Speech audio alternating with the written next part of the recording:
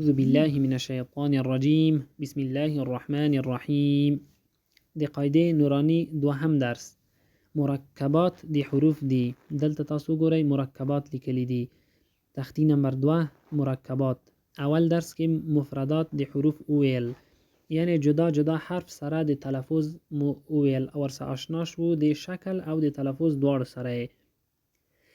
دلته مرکبات وای. مرکبات په څه معنا؟ مرکبات هغه حروف ته وایي چې 2 حرف 3 حرف 4 حرف ترکیب شوی وي، یعنی یو ځای نوشته شوی وي.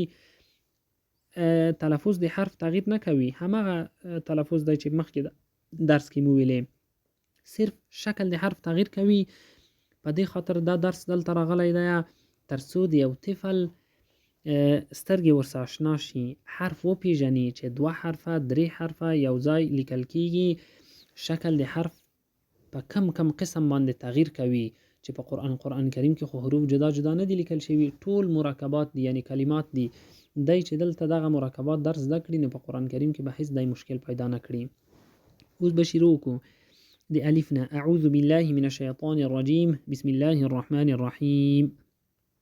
الف الف الف را پیژني. لام الف لام الف. لام هم تغییر وکړ او الف هم چې دواړه یو ځای نوشته شول. لام الف.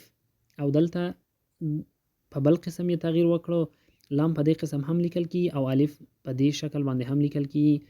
لام الف لام الف. حرف د با.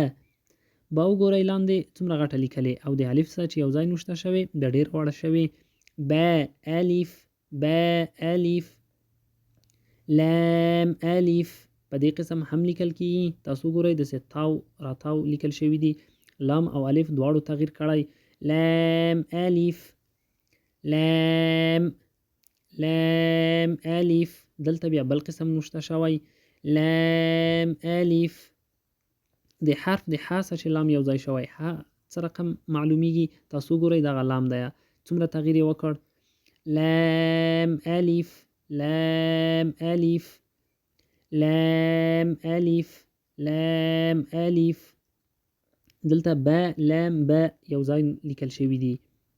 با ته وګورئ دلته ډیره وړه ده او دلته په آخر کې بیرته ما خپل شکل شوی ځکه یې خواته بل حرف ورسره نشته. او لام ته وګورئ وړوکی دلته لیکل شوی. با لام با با لام با. درس ته همدې ځای پورې کفایت کوي، ترڅو تاسو اطفال دا تمرین کی پریکټیس کی سترګې ورسره آشنا شي. انشاءالله